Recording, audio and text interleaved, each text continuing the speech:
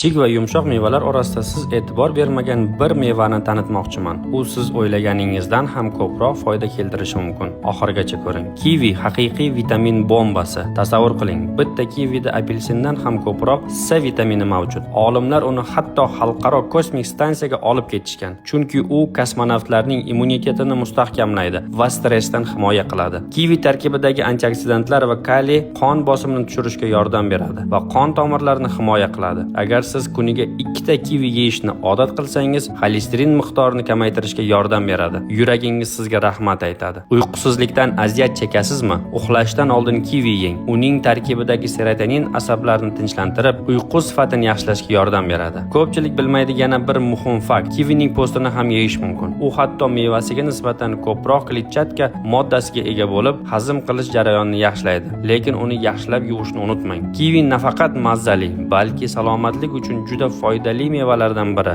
Uni kundalik ratsioningizga kiriting va o'zgarishlarni sezing. Sizlar bilan doktor Namozov bo'ldi.